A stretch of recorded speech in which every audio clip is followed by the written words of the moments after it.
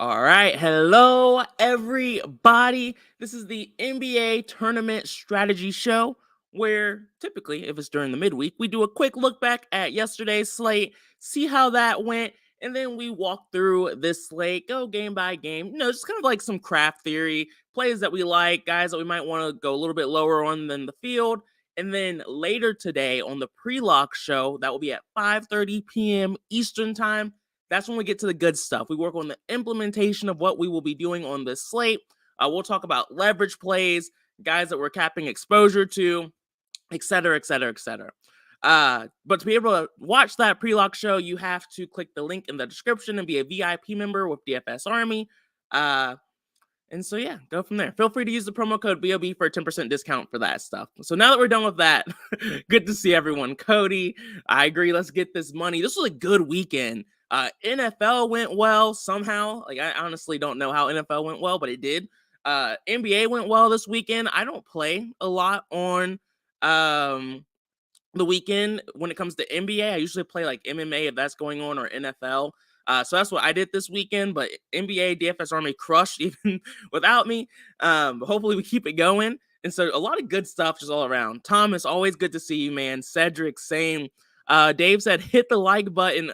Thank you, man. Appreciate it, for real. Loved one said, because of your shows, I took one down on Friday. Nice. Congrats. That's freaking awesome. JJ, good to see you, man. All right, guys, this show shouldn't be too long today. There's only 6 games on the slate. This week, in a weird way, is extremely balanced, like mostly 6, 7, 8 games, no double-digit number. Which is something that I love. I love these balanced slates. Thomas had a profitable week. Nice. Awesome. Michael, I'm doing well. It's a good Monday. A little tired, but I'm doing well. I hope you are too, man. Hope you are doing all right. Let's get into this slate. We have the New Orleans Pelicans against the Washington Wizards. From an injury standpoint, CJ McCollum is active. Ignore the O here. That will be updated here shortly. Larry Nance Jr. is probable. That's important for me. Zion Williamson's injured. He's out. Brandon Ingram's out. So you guys already know I always love CJ McCollum in these spots when Zion and crew are out. He's still in the 8K range, so I don't feel like he's too expensive here. The Wizards, they're like an average team defensively, so I'm not scared, but I'm not loving the matchup either. Joe Val is in a great spot. We've been playing bigs against the Wizards here recently, and it's been working. What I worry about with Joe Valor is 2 things: his ownership, if he stays popular on this slate, and then Larry Nance Jr. playing. We've seen Joe Val have big games with Larry Nance playing, but they typically eat into each other's minutes, and so Joe Val is going to have to be extremely efficient in this spot to hit value for us. I believe in him. I think he can do it, but because of that, I'm going to make sure that I limit my exposure to Joe Val. He's not going to be a core play for me like he probably could have been if Larry Nance Jr. wasn't playing. Oddly enough, Jose Alvarado on this slate is also viable. It's really just due to the lack of value we have right now. So I'm not really expecting to have a ton of exposure to Jose Alvarado. But if the slate was kicking off in 5 minutes, he'll be someone that we had a little bit of exposure to. Cody said, if you're not a VIP member, you have no idea how much money you're missing out on cashing daily. You guys are doing the marketing for me. I appreciate it, but you're not wrong. Like, I started off as a DFS Army member and I started winning a lot of money, and they're like, hey, you should be a coach and help other people out. And there's a lot of coaches like that. So definitely would recommend it. Outside of that, I don't love these other names. Trey Murphy is a guy that I'm always a little bit of a sucker for. If his ownership stays super low, I would be open to making him a potential leverage play for me on this slate. The matchup's not fantastic. The minutes are pretty average for him these days. What's the biggest problem is he's not the highest points per minute guy. And so he doesn't typically project all that well, but he still has some ceiling, in my opinion. And then Najee Marshall, we've been playing him a lot. He's not someone that I love on this slate, but he's viable. Javarius said, a little late, shared the first place with 22 other people last night. Well, hopefully the split made it so you still had a nice profit. So as long as that's the case, congrats, man. That's freaking awesome, taking first. A takedown is a takedown in my book. Next up, we have the Washington Wizards. Bradley Beal is out. At this point, Beal's missed enough of this season where we pretty much know where we're going to look. Uh, Porzingis, Kuzma are your GPP expensive plays. Monty Morris and Rory Hachimura are viable. Denny Avdija slightly more viable than he usually is with Beal out. Kispert sees a few more minutes, but he's a low points per minute guy, so not someone that we need to try and force exposure to. Delon Wright is cheap enough where he's viable on this slate, but the main guy that I'm expecting to have a decent amount of exposure to is Gafford here. I don't know if I want to try and get leverage on it. I doubt it. I'll probably be around field weight, but I do like the spot for him. I don't like playing teams against the Pelicans too much, but the front court guys like Porzingis and Kuzma, I'm not overly concerned with when they're missing guys like Ingram and Zion. Still some solid defenders on the opposing side, but I'm not as concerned about the matchup here. Next up, we have the Bulls against the Boston Celtics. The Bulls have Alex Caruso currently listed as he's planning to play, so that makes me feel pretty good about that. Don't have to try and get cute and creative with like the guards on this team because I hate doing that. Javonte Green is listed as out. Tony Bradley out. Lonzo Ball out. Nothing too crazy here. I've been taking some shots with Vucevic last week. That went pretty well, but I don't think I love the spot against the Celtics. Zach LaVine looks interesting here, but it looks like I like his price tag matchup. It all kind of aligns, but the ownership scares me a little bit. It's not a sneaky play. I prefer to play Zach LaVine when he's not going to be super popular. So I'll have to dig into the spot a little bit more to see how comfortable I can get with him, but I doubt I'm going to have a ton. Yeah, in general, I just don't love this game. I think DeMar DeRozan's probably my guy if I'm going to try and force exposure. And then Patrick Williams has always been viable. He's been pretty solid as of late. But he's never like a core play kind of guy for me either. On the other side of this game, we have Jason Tatum and Jaylen Brown. I think Tatum had a pretty good game last time out, if I'm remembering correctly. Brown he's fine, 9,500. Spot doesn't really stand out too much for me. Brogdon has been breaking slates. I think he had a pretty good game over the weekend as well. At this point, it feels like you kind of have to hop on the train. At 5,300, he's still what always concerns me with him, and the reason why he's popping this much is because Marcus Smart is doubtful, Danilo Gallinari's out.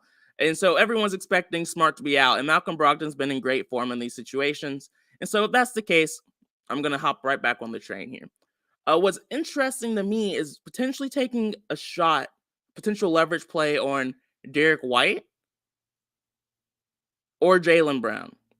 I need to dig a little bit deeper into the usage rate increases and who benefits the most.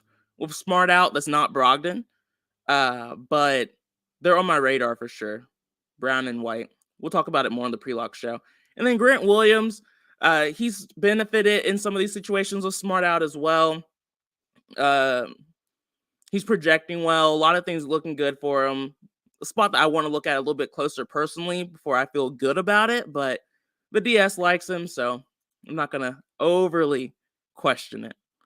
Next up, we have the Bucks. Of course, Chris Middleton is still out. Serge Ibaka's still out. Nothing too crazy here. Drew Holiday's playing again, which is nice. That makes Giannis not like an insta-lock. The matchup against the Knicks isn't too tough. I know Giannis has been disappointing quite a few people as of late. And so if his ownership moves a little bit closer to like 7, 8, 6%, I'll be more excited to jump on board and try and get leverage on him. But at 9, 10%, I don't think I want to try and force 20% unless I see something glaring in the matchup. But as of right now, I don't. I do think Jrue Holiday could be interesting here, potentially. But not my favorite spot to kick off the slate. This game and matchup in general isn't one that I'm too excited about. It has the lowest total on the slate. So in general, philosophy-wise, like you don't want to try and force too much exposure to these games. I feel like we always start the show with me not having too many guys that I'm excited to play. And then by the end of it, we have like a lot of leverage plays. So people who watch the start of the show are like, do you like anybody? Do you just kind of talk through this whole thing? But I promise, when we get to like the last 2-3 games, there's some guys I actually am excited to play on this slate. Julius Randle, I will more than likely at least match the field exposure-wise to him. He's just been too good in too good form for me to risk not having exposure. I would prefer if the domination station just kind of gives me like 5 to 10% naturally, but we'll see how much it gives me later. Jalen Brunson, not my favorite spot for him. Quickly is viable. For sure, his price tag 6,200. I understand that play. Mitch Robb, he's really just too cheap for the minutes he's been playing and the upside he brings to the table. The matchup is worrisome. I do worry about foul trouble with him. So if he was facing anyone else that wasn't Giannis and the Bucks, I would probably try and still get leverage on this spot because I do like the price tag. But the fear of foul trouble is just scaring me off it a little bit. Again, like I'm not fading him. Like he's in a good spot, well priced, nice upside, good fantasy points per minute for the price tag. It's just the foul trouble is giving me a little bit of pause. Outside of that, not too interested. All right, next up we have the Spurs against the Memphis Grizzlies. Keldon Johnson got hurt on Friday with a hamstring injury. He's questionable for today's slate.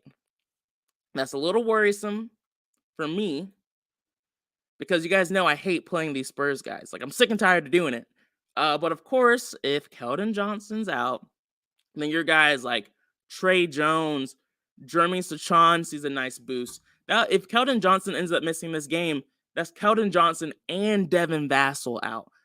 So really, guys like Romeo Langford, Portal would see a nice boost. Like, there's a lot of guys we would have to get exposure to on the Spurs if Keldon Johnson misses this game.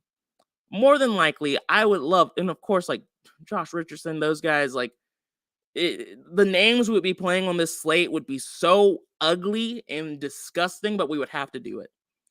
Even like Keita Bates Diop, if he's actually going to not see a minutes limit, I would need to look a little bit deeper into that. But hopefully Keldon Johnson plays so we don't have to worry about it. But if he misses this game, we're going to play a lot of Spurs. Just because they're so cheap, it's going to make a lot work. And we're going to end up playing a lot of studs and duds. Like, it's going to be gross. But it would make the slate a little bit more fun. So be careful. Thomas said only Jeremy and Trey. See, if it was only Keldon Johnson out, I would only play Jeremy and Trey. But with Devin Vassell out too, you're going to have to play some of those gross, cheap names, man. But yeah, Jeremy and Trey are the safest cash viable options for sure. On the other side of it, we have more injury news that really determines this slate, which is also part of why I'm more open to playing some of the Spurs guys than I normally would be. We have John Morant listed as TBD, so we don't know if he's going to play or not yet. Steven Adams, starting center, listed as TBD. Brandon Clark, backup center, power forward, also TBD. And then Danny Green's been out for a while. So that's potentially two starters. John Morant is massive within himself that could potentially be out. And they're facing a god-awful Spurs team who could be without their best player, Keldon Johnson.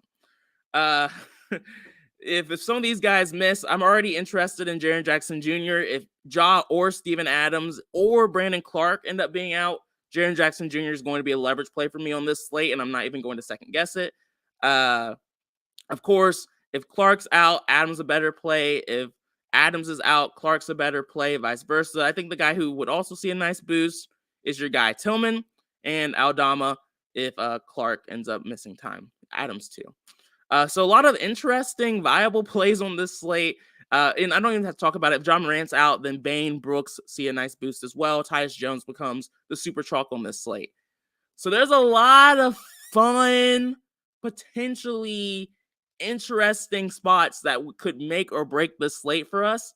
Ideally, we would get this news before lock. This game is an hour after lock. So I hope we have it in time because it would make lineup building so much more interesting and fun. And we could take more pivot spots on some of the lower owned studs on the slate if some of these guys miss time. If John Morant ends up playing, I'm definitely going to make him a leverage play and try to be over the field as much as I can be. If we get the news kind of like right before lock and a lot of people aren't thinking about him, that's the kind of play that I want to try and get like double ownership on, like force a 20-30% exposure on. So we spent a lot of time on the Grizzlies, but hopefully some of that made sense. Dave said, Josiah, why isn't the sim model giving ownership projections anymore? Yeah, I noticed that too. I am assuming it has something to do with us losing or a coach leaving and some of the data just kind of not transferring well from that standpoint. I would have to assume that's probably the case, but I do miss it too. I'll bring it up to the guy who runs it and try to get some clarity on that and let you know. Uh, all right, with the Lakers, we have LeBron James listed as probable. Russell Westbrook is listed as probable. Troy Brown Jr. listed as questionable. Reeves out. Lonnie Walker is out. Anthony Davis is out. Uh, I like playing guards against the Nuggets. I've been doing it all year. It's been working pretty well. So yeah, Russell Westbrook is automatically on my radar for those reasons. If his ownership stays around 17%, then he's not going to be a leverage play for me. I'll probably just match the field. Schroeder's a little interesting to me. He's been playing solid minutes, but he doesn't do a lot while he's out there. He has to have an explosive game. I do like the matchup, and so I'm considering potentially making him a leverage play. But again, like the low points per minute, low usage rate just really worries me a good bit. But he's on my radar for sure. Outside of that, not loving a lot of the other cheap options from this team, unless like we get a surprise guy being out. All right. Next up, we have the Denver Nuggets. No real injuries here. Peyton Watson's out. Jeff Green's out. I don't love playing Jokic when Murray, Gordon, and Porter Jr. are all healthy. But he's facing the Lakers, and you can beat the Lakers however you want to. And Jokic is below 12K. So when he's cheaper than 12K, I'm slightly more open to forcing some exposure to Jokic, especially if it's a plus matchup. So again, Jokic isn't going to be a leverage player or anything like that for me, but I'm open to being around field weight to him. We'll see what the Domination Station thinks later on the pre-lock show. I'm pretty neutral on it. I would much rather have exposure to Murray, Gordon, and Porter Jr. just because they're cheaper and I like their upside a bit more.